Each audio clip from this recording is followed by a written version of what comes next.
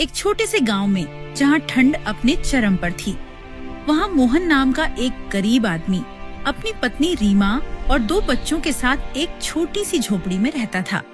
मोहन गांव से कुछ दूर एक छोटे से कारखाने में मजदूरी कर अपने परिवार का गुजारा करता था। एक दिन मोहन अपनी पत्नी से कहता है, रीमा, आज ठंड कुछ ज्यादा ही है। लगता है रास्ते भर मुश्किल होगी। मैं काम पर जा रहा हूँ। अपना और बच्चों का ध्यान रखना। ठीक है जी, मैं ध्यान रखूंगी। बच्चे तो मेरी जिम्मेदारी है, आप चिंता न करें। रीमा, आज कुछ भी बनाना हो तो बचा खुचा ही बना लेना। पैसे नहीं हैं आज। जी, जैसा ठीक लगे। आप जल्दी आ जाइएगा। मोहन अपने फटे हुए गमछे को कसकर बांधता है और झोपड़ी का दरवाजा खोलकर बाहर निकलता है। मोहन पैदल चल रहा था।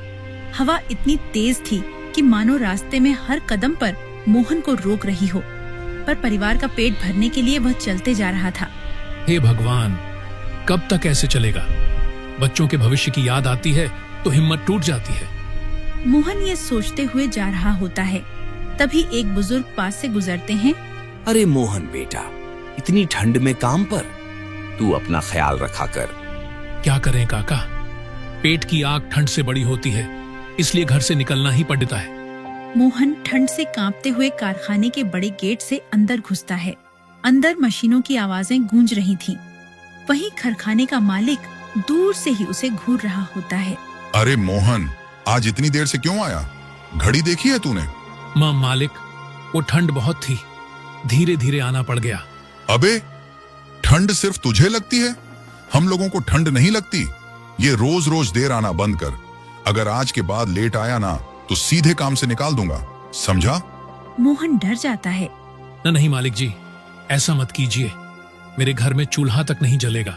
मैं रोज समय पर आऊंगा, बाधा करता हूँ। चल, जाकर काम पर लग जा। इसके बाद मोहन काम पर लग जाता है। वह इतनी मेहनत से काम करता है कि उसका शरीर पसीने से भीग जाता है। इस प्रकार सुबह से शाम तक मोहन ने अपना सब कुछ झोंक दिया। हर बार बोरी उठाना उसकी मजबूरी की कहानी कह रहा था। पास खड्डे कारखाने के दूसरे मजदूर आपस में बातें करते हैं। अरे मोहन भाई, आज तो बहुत परेशान लग रहा है। क्या बताऊं भाई, घर में खाने को कुछ नहीं। आज मालिक से थोड़े पैसे मांगूंगा, शायद दे दे। मालिक का दिल पत्थर है मोहन, पर कोशिश कर ले, शायद आज सुन ले।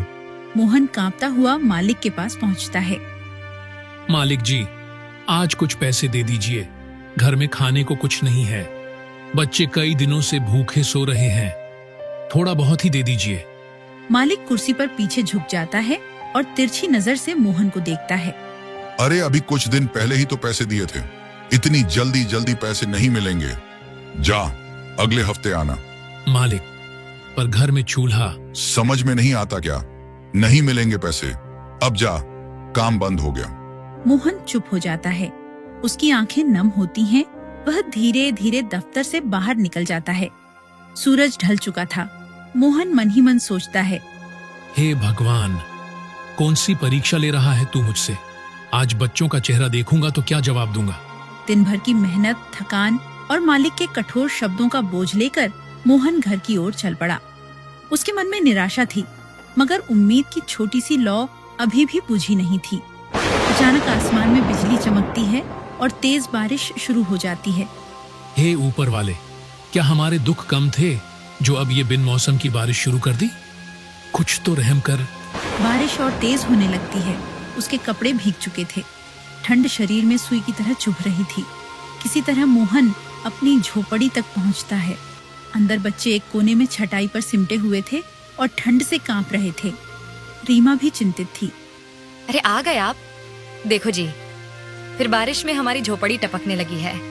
अगर ऐसा रहा तो ये छत तो कभी भी गिर सकती है। क्या बताऊं रीमा, आज मालिक ने पैसे भी नहीं दिए। क्या अब हम क्या करेंगे जी? बच्चे सुबह से भूखे हैं। मोहन बच्चों की सूनी आंखों को देखता है। उसका दिल कांप उठता है। तू चिंता मत कर रीमा, मैं कुछ करता हूँ। कुछ भी करके आज बच्चों के लिए खाना लाऊंगा। बाहर मूसलाधार बारिश हो रही थी। मोहन बिना छतरी के दौड़ता है। उसने बरसते पानी में दुकान जाकर राशन का इंतजाम किया। कुछ लकड़ियां भी जुटाई ताकि चूल्हा जल सके। मोहन भीगते और कांपते हुए राशन लेकर लौटता है। रीमा जल्दी जल्दी चूल्हा जलाती है। लकड़ियां गीली थीं, पर वह कोशिश करती रहती है। अंत में चूल्हा जल उठता है। लो मोहन, भगवान का शुक्र है चूल्हा जल गया। चलो मैं जल्दी से कुछ बना देती हूँ। बस बेटा, थोड़ी देर और, खाना बन रहा है। कुछ देर बाद थोड़ा सा खाना बनता है। चारों थोड़ा थोड़ा खाना खा लेते हैं। सोते समय तेज बारिश की वजह से अंदर ठंडी हवा आ रही थी, पर उनके पास एक ही पुराना कंबल था। ऐसा करिए जी, ये कंबल बच्चों को दे दीजिए। अगर इनको ठंड लग गई तो इनकी दवाई कहाँ से लाएंगे? मोहन कुछ देर बच्चों को देखता है और फिर कंबल उनके ऊपर डाल देता है। हाँ रीमा, तुम ठीक कहती हो। उस रात मोहन और रीमा ठंड में कांपते रहे, पर बच्चों की गर्मी से ही उन्हें सुकून मिला। अगली सुबह मोहन फिर काम के लिए निकलता है, पर आज मोहन ने ठान लिया था कि चाहे जो हो जाए, आज वह मालिक से पैसे लेकर ही लौटेगा। मोहन तेज कदमों से कारखाने की ओर बढ़ता है। तभी वह देखता है कि कारखाने में आग लगी थी। अरे, ये क्या हुआ? वह पास खड़े मजदूर के पास जाता है। भाई, ये क्या हो गया? मोहन भैया, कारखाने में रात को शॉर्ट सर्किट हुआ और आग लग गई। सारी मशीनरी जल गई। मालिक सुबह आए थे, उन्होंने कहा कहीं और काम ढूंढ लो, अब मैं किसी को काम नहीं दे पाऊंगा। ये सुन मोहन के कदम लड़खड़ा जाते हैं। हे भगवान, ये क्या किया? अब ना तो काम बचा और ना ही पैसे। अब बच्चों के लिए कंबल और खाना कहाँ से लाऊंगा? उसकी आंखें भर आती हैं। मोहन भारी दिल से घर लौटता है। अचानक फिर तेज बारिश शुरू हो जाती है। इस बार वह एक पेड़ के नीचे खड़ा हो जाता है। हे भगवान, एक तो ये ठंड, ऊपर से बारिश, मेरा पूरा शरीर कांप रहा है। घर कैसे पहुंचूंगा?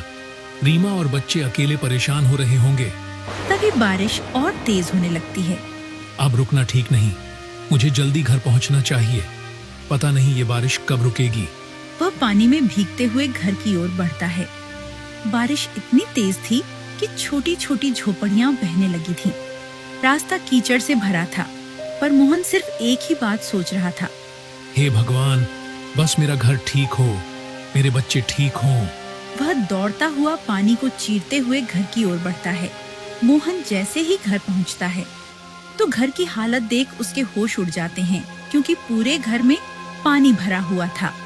चारपाई और बर्तन सभी डूब गए थे। रीमा, तुम ठीक तो हो और बच्चे ठीक हैं? हाँ, हम ठीक हैं, पर देखो जी, पूरा घर पानी से भर गया है। सब कुछ डूब चुका है। चलो रीमा, जल्दी जल्दी इस पानी को बाहर निकालते हैं, नहीं तो पूरी झोपड़ी गिर जाएगी।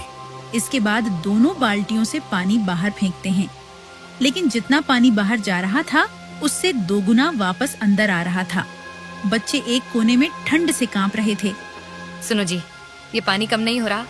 रहने दो रीमा, ये ऐसे नहीं निकलेगा। हमें बारिश रुकने का इंतजार करना होगा। आधी रात को बारिश रुकी, पर मोहन के दिल में चिंता की बारिश चलती रही। उस रात सबने कांपते हुए भीगी जमीन पर जैसे तैसे रात काटी। अगली सुबह रीमा किसी तरह गीली लकड़ियों से चूल्हा जलाती है। बच्चों के लिए थोड़ा सा खाना बनाती है। खाना अभी मुश्किल से खत्म ही हुआ था कि फिर बारिश शुरू हो जाती है। पर इस बार बरसात कई दिनों तक जारी रही। हर दिन पानी निकालने की वही जद्दोजहद, हर रात वही ठंड और हर सुबह वही निराशा से मोहन टूट चुका था। एक दिन, ए जी, ऐसे कब तक चलेगा? रोज रोज पानी निकालकर तो घर खोखला हो गया है। देखिए, दीवारें कैसे टूट ही रही हैं। तो और क्या करें रीमा, हम मजबूर हैं। अचानक तेज हवा, गरजती बिजली और तूफान उठ खड़ा होता है। चारों भागकर झोपड़ी से बाहर निकलते हैं। कुछ ही क्षणों में मोहन की पूरी झोपड़ी ढह जाती है और बढ़ते पानी में बह जाती है। हे भगवान, ये क्या हो गया? ये घर ही तो हमारी आखिरी उम्मीद था, ये भी बह गया। अजी शुक्र मानिए कि हम सब सुरक्षित हैं। अगर हम अंदर होते तो शायद दबकर मर जाते। हाँ, भगवान का शुक्र है, पर अब सवाल ये है कि हम बच्चों को लेकर जाएं कहाँ? ये ठंड, ये बारिश और बच्चे भी बीमार पड़ रहे हैं। अजी मैं कहती हूँ, आपके जो दोस्त है ना, कैलाश, आज रात उनके घर चलते हैं। कम से कम बच्चे तो सुरक्षित रहेंगे। मोहन चुप होकर सोचता है। हाँ, तुम सही कहती हो रीमा। कैलाश हमारा अपना है, वो मदद जरूर करेगा। और करेगा क्यों नहीं? आखिर दोस्ती किस दिन काम आएगी। मोहन अपने परिवार को लेकर कैलाश के घर की ओर चल पड़ता है। मोहन अपने कांपते बच्चों और भीगी हुई रीमा को लेकर कैलाश के घर पहुंचता है। वह हिम्मत जुटाकर दरवाजा खटखटाता है। अंदर से कैलाश की आवाज आती है। अरे भाई, इतनी रात को और इतनी तेज बारिश में कौन दरवाजा पीट रहा है? अरे बैठे बैठे बस बातें ही मत बनाइए, जाकर देखिए तो सही। अरे भाग्यवान, तुम ज्यादा मत बोला करो, चुपचाप पकोड़े बनाओ। कैलाश बड़बड़ाते हुए दरवाजे तक पहुंचता है। वह जैसे ही दरवाजा खोलता है, उसकी हैरानी की कोई सीमा नहीं रहती। अरे मोहन, तू अपने पूरे परिवार के साथ यहाँ क्या कर रहा है? क्या हुआ भाई, सब ठीक तो है ना? कुछ भी ठीक नहीं है कैलाश भाई। तेज बारिश में हमारा घर बह गया। हम बिल्कुल सड़क पर आ गए हैं। अब बच्चों को लेकर कहाँ जाऊं? कुछ समझ नहीं आ रहा। कृपा करके आज की रात हमें अपने यहाँ रुकने दो। इन बच्चों पर दया कर दो भाई। ये सुन कैलाश चौंकने के बाद अचानक कठोर स्वर में बोलता है। देख भाई, दोस्ती अपनी जगह है। मैं अपना दोस्त समझकर तुझे रख भी लेता, पर तेरी भाभी कभी नहीं मानेगी। और वैसे भी तेरा पूरा परिवार तेरे साथ है। मैं खुद अपना गुजारा मुश्किल से कर रहा हूँ। माफ करना मोहन, मैं तुम्हारी मदद नहीं कर सकता। कैलाश, यह तू कैसी बातें कह रहा है? मैंने तेरे हर अच्छे बुरे वक्त में तेरा साथ दिया, और आज जब मुझ पर मुसीबत आई तो तू मुझे ही दरवाजे से लौटा रहा है। बस एक रात की बात है भाई, बच्चे बीमार पड़ जाएंगे। कैलाश, मोहन, मैं सब समझता हूँ, पर मैं कुछ नहीं कर सकता। तुम कोई और जगह ढूंढ लो। मोहन कुछ और बोल पाता उससे पहले ही कैलाश अपने घर का दरवाजा बंद कर देता है। रीमा आंसू पोंछती है। बच्चे कांपते हैं और आसमान से बेरहम बारिश लगातार बरसती रहती है। कैलाश अंदर लौटता है। पत्नी गरम पकोड़ों की थाली लिए खड़ी थी। ये बताइए, दरवाजे पर कौन था? अरे क्या बताऊं, वो मोहन आया था। उसका घर बारिश में बह गया है। पूरे परिवार को लेकर यहाँ रहने आया था। मैंने सीधा वापस लौटा दिया। ये सुन उसकी पत्नी चौंक जाती है। अरे ये क्या किया आपने? मोहन आपका कितना अच्छा दोस्त था। उसने हमारी कितनी बार मदद की थी। आपने उसे ऐसे ही वापस भेज दिया। ये भी नहीं सोचा कि ठंड में बच्चे कैसे रहेंगे। अरे मैंने कोई धर्मशाला थोड़ी खोल रखी है जो सबको घर में घुसा लूं। और वैसे भी जिसके पास न घर रहा न ठिकाना, ऐसे दोस्त से क्या फायदा? मैं दोस्ती तभी निभाता हूं जब सामने वाले से मेरा फायदा हो। भगवान से डरिए जी, वक्त बदलते देर नहीं लगती। कहीं आपके यही शब्द एक दिन आप पर ही भारी ना पड़ जाए। अरे तुम बस चुपचाप पकोड़े लेकर बैठो और इस सुंदर बारिश का मजा लो। कैलाश पकोड़े खाता रहता है। पत्नी खामोश होकर बारिश को देखती है। वहीं दूसरी ओर मोहन अपने परिवार के साथ सड़क पर खड़ा भीग रहा था। बारिश की हर बूंद मोहन के दिल में कैलाश की बेरुखी की तरह चुभ रही थी। अजी, आप तो मेरा दोस्त कहकर उस पर जान लुटाते थे, पर देखिए उसने तो हमें एक रात रुकने तक नहीं दिया। अरे भाग्यवान, यही तो दुनिया की रीत है। बुरे समय में ही पता चलता है कि कौन अपना है और कौन पराया। लेकिन कैलाश से मुझे सच में ऐसी उम्मीद नहीं थी। पापा, मम्मी, मुझे बहुत ठंड लग रही है। रीमा बच्चों का माथा छूती है और घबरा जाती है। अरे सुनो जी, बच्चों को तो बहुत तेज बुखार है। आप कुछ कीजिए ना। चलो रीमा, अब बस एक ही जगह है, चलकर मुखिया जी से मदद मांगते हैं। हाँ जी, जल्दी चलो। मोहन परिवार के साथ मुखिया के बड़े दरवाजे पर पहुंचता है। बाहर अंधेरा और बूंदाबांदी थी। मोहन दरवाजा पीटता है। कुछ देर बाद मुखिया गुस्से से बाहर आता है। अरे मोहन, क्या हुआ? इतनी रात में क्यों दरवाजा पीटकर मेरी नींद खराब कर रहा है? मुखिया जी, तेज बारिश की वजह से मेरा घर बह गया। बच्चे बीमार हैं। कृपा करके आज रात हमें अपने घर में रहने दीजिए। क्यों भाई, मैंने तुम लोगों का ठेका रखा है क्या? अरे कैसे मुंह उठाकर चले आते हो?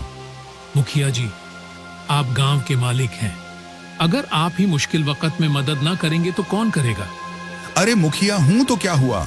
कोई समाज सेवा का धंधा नहीं खोल रखा है? सुन, चुपचाप यहाँ से निकल जा, वरना अभी नौकरों को बुलाकर निकलवा दूंगा। इसके बाद मोहन रात भर अलग अलग घरों के दरवाजे खटखटाता है। हर घर से यही आवाज आती है कि हम नहीं रख सकते, कहीं और चले जाओ। थके हारे मोहन का परिवार एक पेड़ के नीचे आकर बैठ जाता है। बच्चे कांप रहे थे। उनकी आंखों में आंसू थे। आज लोगों ने दिखा दिया कि असल में कोई किसी का नहीं होता। आप हिम्मत मत हारिए जी, ऊपर वाला सब देख रहा है। एक दिन हमारा भी वक्त बदलेगा, और जिन लोगों ने आज हमारे साथ ये किया है, भगवान उन्हें इसका फल जरूर देगा। मोहन का परिवार रात भर भीगते हुए अपनी किस्मत को कोस रहा था। अगली सुबह रीमा, तुम यहीं बच्चों के साथ रहना, मैं कुछ खाने पीने का इंतजाम करता हूँ। ठीक है जी, पर जल्दी आना। मोहन दिन भर गांव-गांव भटकता है, कहीं छोटे मोटे काम करता है, किसी से दया भाव से थोड़ा राशन लेता है। शाम होने तक मोहन थक कर लौटता है। उसके हाथ में थोड़ा सा खाना और कुछ दवाई होती है। वह पास पड़ी कुछ लकड़ियां लेकर आग जलाता है, फिर पूरा परिवार आंच लेता है। अब यह पेड़ ही उनका नया घर बन चुका था। एक सुबह मोहन का दोस्त कैलाश वहाँ से गुजरता है। अरे भाई मोहन, तेरे इतने बुरे दिन आ गए कि इतनी ठंडी में बीवी और बच्चों को लेकर यहाँ पेड़ के नीचे पड़ा है। छी, तुझे ऐसे देखकर बड़ा अफसोस होता है। क्या हंसते हो कैलाश भाई? जो करना था वो तुमने उस रात कर ही दिया। हमारा वक्त खराब है, पर याद रखना, एक दिन ऊपर वाला हमारा भी अच्छा समय लाएगा। अरे सड़क पर आ गया है फिर भी इतना घमंड। अरे ऐसा क्या मिल गया तुझे? कौन सा खजाना हाथ लग गया? चल ठीक है, यहीं पड़े रह। कैलाश हंसता हुआ आगे बढ़ जाता है। मोहन और रीमा की आंखों में आंसू आ जाते हैं। रीमा, उसकी बातों को दिल पर मत लेना। तुम बच्चों का ख्याल रखना। मैं काम ढूंढने जा रहा हूँ। हाँ जी, ऊपर वाला हमारी मदद करेगा। जल्दी आना। मोहन गांव में घूमता है। कहीं से जवाब आता, अभी काम नहीं है, और कहीं से, हमारे यहाँ लोग पूरे हैं। निराश मोहन वापस लौटता है। रीमा और बच्चे मेरा इंतजार कर रहे होंगे। मुझे जल्दी उनके पास पहुँचने चाहिए। मोहन रास्ते में आ ही रहा था, तभी वह देखता है कि गांव की चौपाल पर भीड़ लगी थी। वह वहाँ खड़े लोगों से पूछता है, अरे भाई, इतनी भीड़ क्यों है यहाँ? अरे पास के गांव से एक बहुत अच्छे सेठ जी आए हैं। इस ठंड में गरीबों को कंबल और खाना बांट रहे हैं। जाओ, तुम भी ले लो। मोहन की आंखों में उम्मीद चमक उठती है। वह तुरंत लाइन में खड़ा हो जाता है। मोहन को कंबल और खाने का पैकेट मिलता है। उसकी आंखें भर आती हैं। सेठ जी, आप इस ठंड में गरीबों के लिए भगवान से कम नहीं हैं। आपका बहुत बहुत धन्यवाद। इसके बाद मोहन सामान और कंबल लेकर अपने परिवार की तरफ चल देता है। अजी आप आ गए, और ये नया कंबल कहाँ से ले आए? अरे रीमा, चौपाल पर एक सज्जन आदमी गरीबों में कंबल और खाना बांट रहे थे, मैं भी ले आया। वाह जी, ये तो बहुत अच्छा किया आपने। अब कम से कम इस ठंड से कुछ राहत तो मिलेगी। दोनों मिलकर बच्चों को कंबल उड़ाते हैं। तभी अचानक पास ही से एक बूढ़ी और कमजोर औरत लाठी के सहारे चलती हुई आती है। बेटा, जरा मदद कर दो, बहुत ठंड लग रही है और रात से कुछ खाया भी नहीं। मोहन और रीमा एक दूसरे की ओर देखते हैं। अजी, ये तो बहुत परेशान लग रही है। हाँ रीमा, कुछ करना पड़ेगा। अम्मा आइए, मैं कुछ मदद करता हूँ। मोहन को चौपाल से जो खाना मिला था, वह उसे अपने परिवार की परवाह किए बगैर बूढ़ी औरत को दे देता है। अजी, बच्चों को भी तो भूख लगी है। रीमा, पहले इस अम्मा को खिला लें, इनकी हालत बहुत खराब है। बूढ़ी औरत खाना खाती है। उसके चेहरे पर राहत लौट आती है। बेटा, तुम्हारा बहुत बहुत धन्यवाद। इतनी ठंड में कौन किसको खाना खिलाता है? आजकल लोग दरवाजे भी नहीं खोलते, और तुमने बगैर सोचे मुझे सारा खाना दे दिया। पर बेटा, तुम लोग इन बच्चों के साथ यहाँ सड़क के किनारे क्यों पड़े हो? मोहन एक लंबी सांस लेकर उसे अपने घर की पूरी कहानी सुना देता है। बूढ़ी औरत सुनकर हक्की बक्की रह जाती है। अरे बेटा, तुम्हारे साथ तो बहुत बुरा हुआ और मैंने बिना सोचे तुम्हारा सारा खाना खा लिया। अब इस ठंड में तुम लोग क्या खाओगे? अम्मा जी, कोई बात नहीं, मदद करना हमारा कर्तव्य है। बेटा, मैंने आज तक तुम्हारे जैसा निस्वार्थ इंसान नहीं देखा। मेरे पास देने को ज्यादा कुछ तो नहीं है। वह कपड़े की पोटली निकालती है और मोहन के हाथ में रख देती है। यह मेरी तरफ से छोटी सी भेंट है, और इस गरीब माँ का आशीर्वाद भी। मेरी दुआ है भगवान जल्द ही तुम्हारी किस्मत बदल दे। यह कहकर बूढ़ी औरत धीरे धीरे वहाँ से चली जाती है। रीमा, क्या लगता है इसमें क्या होगा? अजी, बूढ़ी औरत खुद इतनी गरीब थी, वह हमें भला क्या दे सकती है? चलो खोलकर देख ही लेते हैं। दोनों मिलकर पोटली खोलते हैं। अंदर की चमक देखकर दोनों चौंक जाते हैं। हे भगवान, इतने सारे सोने के सिक्के! अरे हाँ रीमा, लगता है वह बूढ़ी औरत कोई साधारण औरत नहीं थी, शायद स्वयं भगवान का ही रूप थी। हाँ, ऊपर वाले ने हमारी सुन ही ली। समय बीतता है। मोहन ने उन पैसों से एक मजबूत नया घर बनवाता है। बच्चों के लिए कपड़े, दवाइयाँ, जरूरत की सारी चीजें खरीदता है। फिर बचे हुए पैसों से एक छोटा सा रजाई बनाने का कारखाना खोलता है। वह कुछ गरीब लोगों को भी काम पर रख लेता है, जिससे उन्हें रोजगार मिलता है। फिर वह कहते हैं ना कि समय बदलते देर नहीं लगती। ऐसे ही एक दिन आसमान में काले बादल छा जाते हैं और हवाओं के साथ तेज बारिश शुरू हो जाती है। आज इस बारिश में मोहन अपने परिवार से बात कर रहा था। भगवान का लाख लाख शुक्र है जो हमारे पास इस बारिश से बचने के लिए छत है। मोहन का परिवार आज खुश था। वहीं दूसरी ओर गांव में अफरा तफरी मची हुई थी। चारों ओर बस पानी ही पानी नजर आ रहा था। सबके घर बारिश की वजह से टूटकर बह गए थे। हाय दया, मेरा पूरा घर पानी में बह गया। अब कहाँ जाएंगे? अरे भाई, मुखिया जी का बड़ा घर भी टूट कर गिर गया। सोचो, अगर उनकी हवेली नहीं टिक पाई तो हमारा क्या होगा? मुखिया अपनी टूटी हवेली के सामने खड़ा था। हे भगवान, मेरी इतनी मजबूत हवेली आखिर टूट कैसे गई? ये तो कभी नहीं हुआ। तभी एक आदमी दौड़ते हुए आता है। और सुनो, सब लोग मोहन के घर चलो। पूरे गांव में सिर्फ उसी का घर बचा है, बाकी सब टूट चुका है। चलो भाई, जल्दी चलो, वरना पानी में डूब जाएंगे। गांव वाले डरते हुए मोहन के घर की ओर चल देते हैं। उसके घर को देखकर सबकी आंखें आश्चर्य से भर जाती हैं। ये क्या, इतनी भयानक बारिश में भी यह घर कैसे टिक गया? सभी दरवाजा खटखटाते हैं।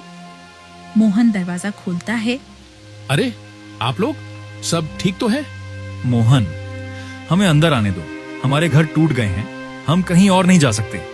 अरे अंदर आइए, ये घर जितना मेरा है उतना ही आपका भी है। सब लोग भीगे हुए घर में चले जाते हैं। मोहन भाई, मुझे माफ कर दो। जब तुम पर बुरा समय था तब मैंने तुम्हारी मदद नहीं की। आज सोच रहा हूँ कितना गलत किया था। मोहन, मैं गांव का मुखिया होते हुए भी तुम्हारे साथ खड़ा नहीं हुआ। आज मुझे अपने के पर पछतावा है। क्या तुम हमें माफ कर दोगे? भाइयों, मैं दिल से आपको माफ करता हूँ। जिंदगी में हर किसी से गलती हो जाती है, लेकिन एक बात याद रखना, कभी किसी गरीब, असहाय और मजबूर इंसान के साथ गलत व्यवहार मत करना। भगवान सब देखता है, देर से सही न्याय जरूर करता है। मोहन की बात सुनकर सभी लोग सिर झुका लेते हैं।